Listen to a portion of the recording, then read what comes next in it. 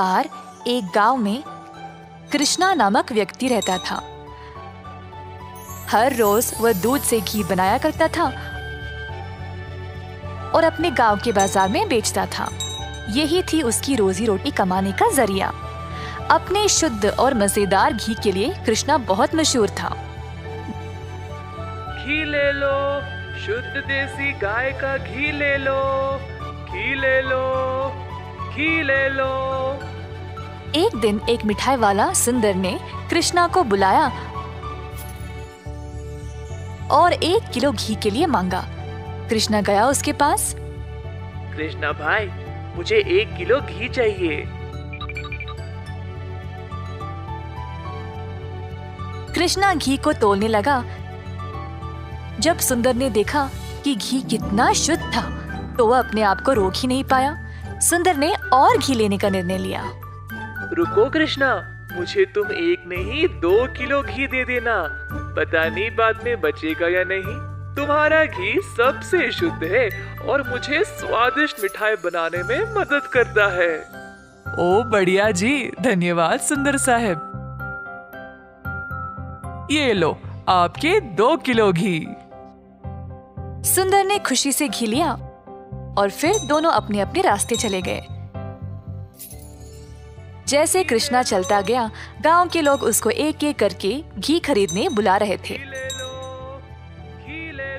दोपहर तक सारी घी बिक चुकी थी क्योंकि वो घी था ही इतना स्वादिष्ट। अपनी कमाई लेकर कृष्णा अपने भाई कुशल के पास दूध खरीदने गया ताकि वह अगले दिन के लिए और घी बना सके।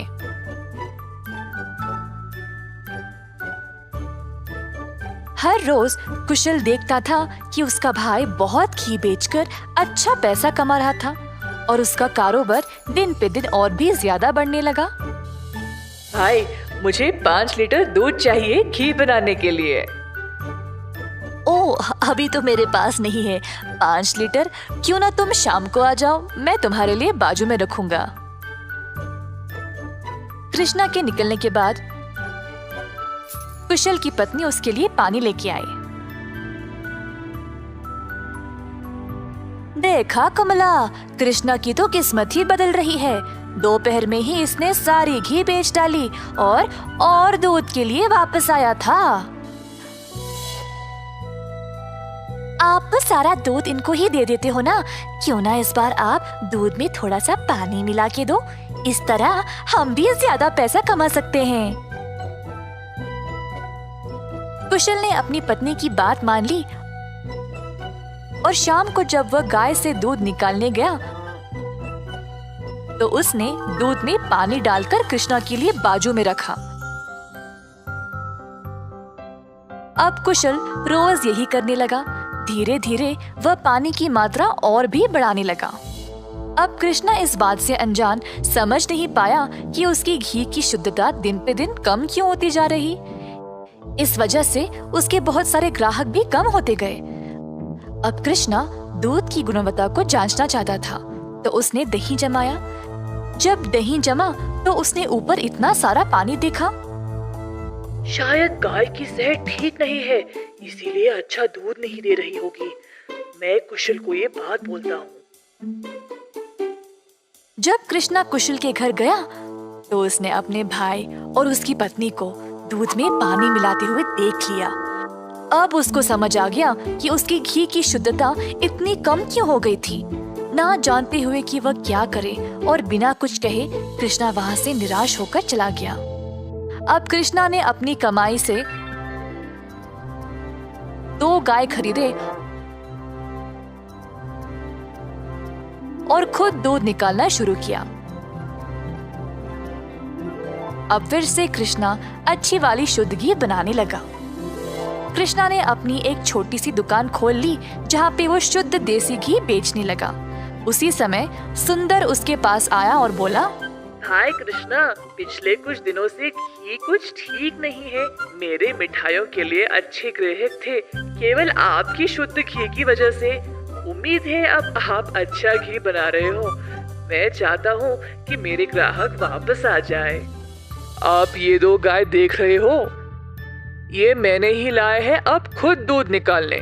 अब से मैं ही दूध निकाल रहा हूँ, तो आज से घी भी सबसे बढ़िया मिलेगी। जैसे दिन बीतते गए, अब कृष्णा से और लोग घी खरीदने लगे। कुछ ही दिनों में कृष्णा ने और गाय खरीदे। उसने कुछ नौकरों को अपनी दुकान पर काम पे भी लगाया, हाथ बटाने के लिए। अंततः कृष्णा काफी अमीर बन गया और ईमानदारी से अपना कारोबार चला रहा था।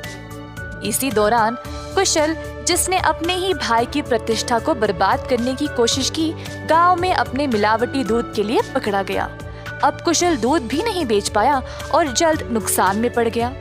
उसे समझ नहीं आया कि अब वह क्या करे। कुशल को अपनी गलती का एहसास हुआ और अपने भाई से माफी मांगने गया। उसने कृष्णा से भीख मांगी माफी के लिए और नौकरी के लिए, ताकि वह अपने कर्जों को चुका सके। दयालु कृष्णा ने तुरंत अपने भाई को क्षमा कर दिया और गायों और कामगार की देखरेख के लिए काम दे दिया। इस कहानी से हम ये सीखते हैं कि दिल से माफी मांगने वाले को माफ कर देना चाहिए और हमेशा एक अच्छी प्रतिष्ठा रखनी चाहिए। जादुई कुआं। कई साल पहले एक छोटे से गांव में था एक जमींदार अरविंद नाम का। वे बहुत अनुशासित थे। हर रोज सवेरे मुर्गे के कुकड़कू बोलते समय ही जाग जाते थे। फिर अपने नौकरों को जगा के उन्हें काम पे भेजते थे। चंद्रा और सूरी नामक दो मुलाजिम जमींदार के लिए काम पे नए नए आए हुए थे, परंतु वे दोनों काफी आलसी थे और सवेरे उठ के खेत में जाना उनके लिए बहुत कठिन लग रहा था।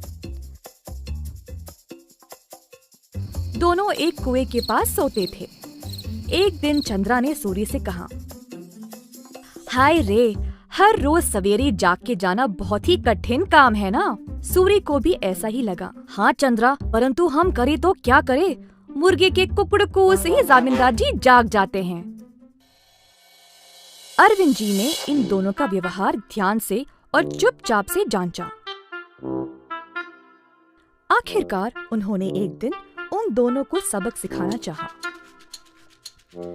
एक दिन जब दोनों सो रहे थे, कुएं के अंदर से आवाज आई, सूरी, कितनी देर और सोओगे? उठो और काम पे निकलो। सूरी को नींद में ही आवाज सुनाई दी और वो अचानक से जाग गया। बाजू देखा तो चंद्रा आराम से सो रहा है। सूरी को समझ नहीं आया कि ये आवाज कहाँ से आई। बुरा सपना मान के वो फिर से सो गया। अगले दिन की बात है और दोनों उसी कुएं के पास सोए थे। इस बार कुएं वाली आवाज चंद्रा को सुनाई दी। वो भी अचानक से जाग गया। आसपास देखा तो सूरी आराम से सोया था।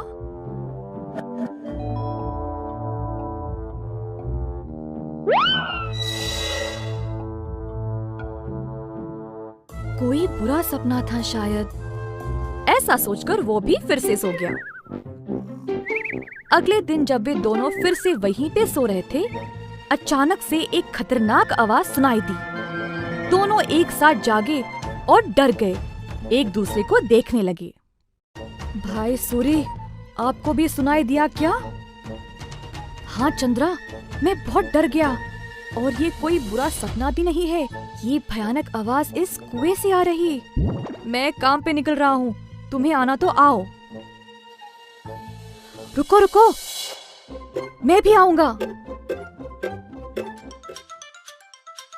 उस दिन दोनों ने बहुत मेहनत से खेत में काम किया और दोपहर में भोजन के समय जमींदार जी के पास आए। खाना खाते समय दोनों की शक्ल पे सिर्फ परेशानी लिखी हुई थी। जमींदार जी ने पूछा कि हुआ क्या। चंद्रा और सूरी ने सारी घटना सुनाई। ये सुनकर जमींदार जोर जोर से हंसने लगे। सुनो तुम दोनों, वो कोई भूत या बुरा सपना नहीं था।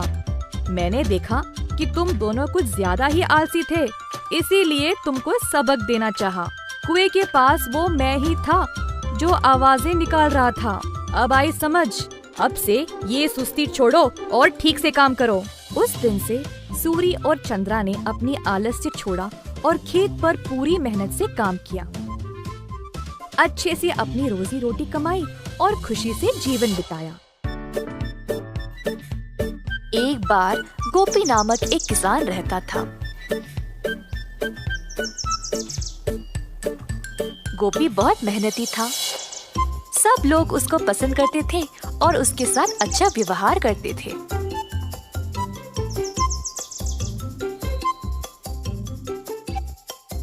गोपी के घर के बाजू में रहता था किशोर। किशोर चाहता था कि गोपी से ज्यादा अच्छा नाम उसका हो जाए और इसके लिए उसने बहुत कोशिश की, परंतु उसको ऐसा मौका कभी नहीं मिला। एक दिन किशोर दूध बेचने के बाद अपने घर वापस आया। बाहर सीढ़ियों पर बैठा था जब उसने पेड़ पर एक आम को लटकते हुए देखा।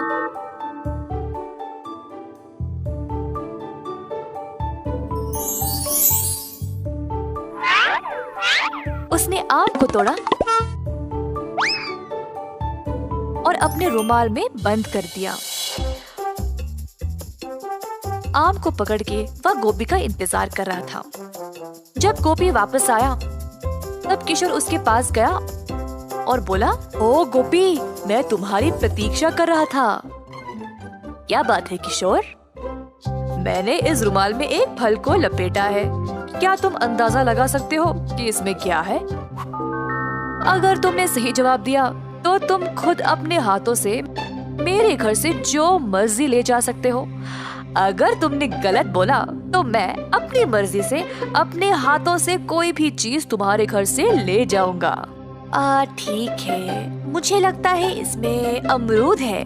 गलत जवाब, इसमें आम है। अरे अच्छा, अब क्या? चलो तुम्हारे घर चले, मैं अपने हाथों से जितना हो सके ले जाऊंगा।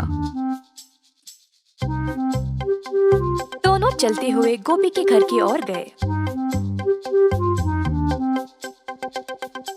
घर में प्रवेश करने से पहले किशोर को दरवाजे के पास एक सीढ़ी दिखाई दी।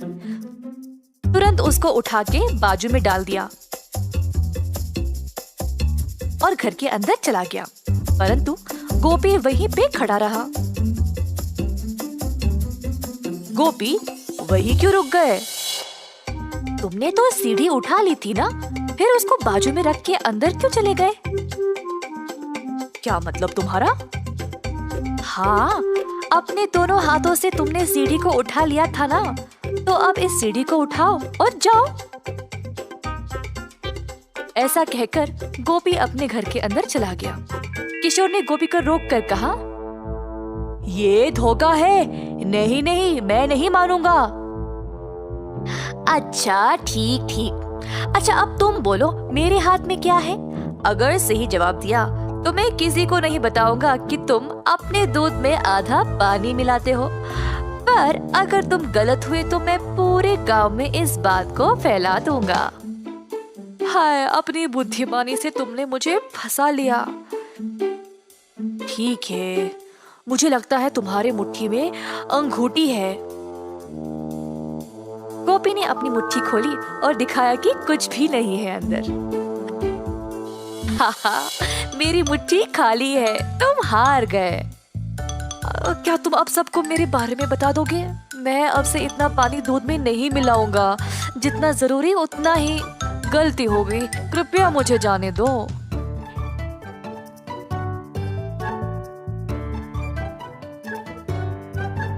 इस कहानी से हम ये सीखते हैं कि आत्म अनुशासन के बिना सफलता असंभव है।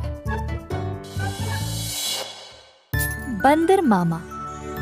एक दिन बंदर मामा गहरी नींद में सोया था जब एक मीठी सुगंध ने उसे जगाया।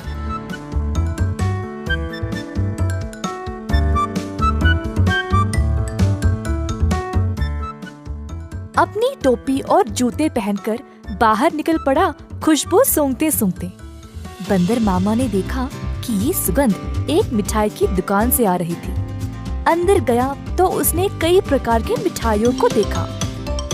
एक लड्डू को देखकर बंदर के मुंह में पानी आ गया। जैसे ही बंदर लड्डू को उठाने गया दुकान की मालकिन भालू ने बंदर का हाथ पकड़ के रोक दिया। बंदर भालू की ओर देखकर डर गया, तुरंत पीछे मुड़कर रोते रोते घर वापस भाग गया। टोपी और जूते को निकाल फेंक के निराश बैठा रहा कि मिठाई खाने को नहीं मिली। भालू काफी आलसी थी। जब उसने देखा कि बंदर उसकी मिठाइयों की सुगंध को सूंघ कर आया, उसके दिमाग में एक विचार आया। भालू अपने दुकान में मिठाई संवारने के लिए बहुत आलसी थी, तो उसने सोचा कि वह सारे जानवरों को मिठाई की सुगंध से आकर्षित करके उन सब से सारा काम करवाएगी। अगले दिन भालू जानबूझ के मिठाई हाथ में लिए सड़क पर चलने लगी। मिठाइयों की सुगंध से सब जानवरों को आकर्षित करे, यही थी उसकी योजना।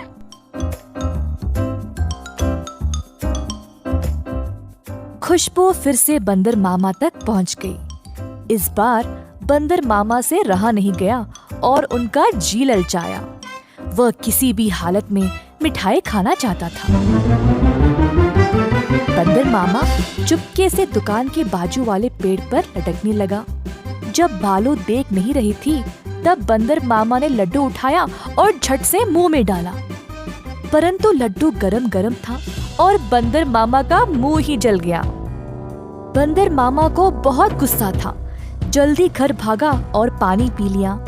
फिर से अपनी टोपी और जूते निकाल फेंक के रोने लगा। एक छोटा चूहा खिड़की से अंदर आकर बंदर मामा से पूछा कि हुआ क्या। बंदर ने सारी घटना चूहे को सुनाई। चूहे ने बोला कि उसके साथ भी ऐसा ही कुछ हुआ था। हमारे साथ भी कुछ ऐसा ही हुआ था। हमें भी वो मिठाई चखनी है। मेरे पास एक योजना है, लेकिन कुछ दोस्तों की मदद की आवश्यकता होगी।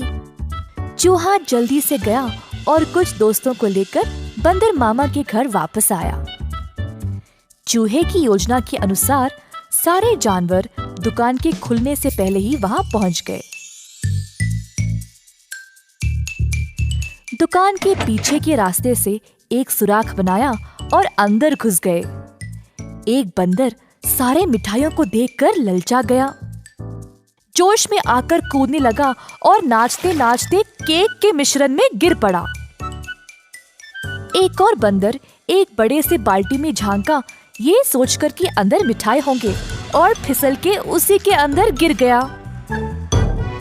तीसरे बंदर ने एक बड़ी गोल सी थाली पर लड्डू देखा। थाली की ओर दौड़ा और लड्डू खाने की कोशिश की, परंतु थाली गोल गोल घूमने लगी। बंदर लड्डू के पीछे भागता रहा और थाली रुकने का नाम ही नहीं ले रही थी।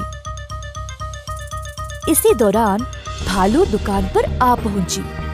एक बंदर केक के मिश्रण में फंसा था, दूसरा बड़े बाल्टी में और तीसरा बस लड्डू के पीछे गोल गोल घूम रहा था।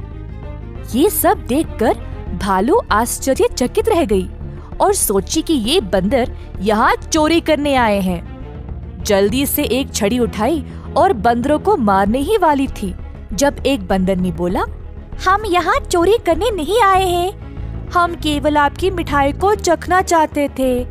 इनकी सुगंध इतनी मजेदार है, बस हमसे रहा नहीं गया। भालू ये सुनकर जोर से हंसने लगी। मेरे दुकान में चोरी छुपे घुसना गलत बात है। खैर छोड़ो, वैसे भी मुझे मिठाई बनाने में मदद चाहिए। अगर तुम लोग हर रोज मेरी सहायता करोगे तो मैं तुम्हें अच्छे अच्छे मिठाई खाने के लिए दूंगी। ये सुनकर बंदर मामा और उसके दोस्त खुश हो गए। उस दिन से सब जानवर मिठाई की दुकान पर काम करने लगे। भालू ने अच्छे से बंदरों का फायदा उठाया, बंदरों से मिठाई बनवाई और सजा सवार के रखवाया भी। मिठाई बेचने का काम भी बंदरों को ही दे दिया और भालू सिर्फ बैठ के मजे ले रही थी। भालू का पति ये सब देख रहा था।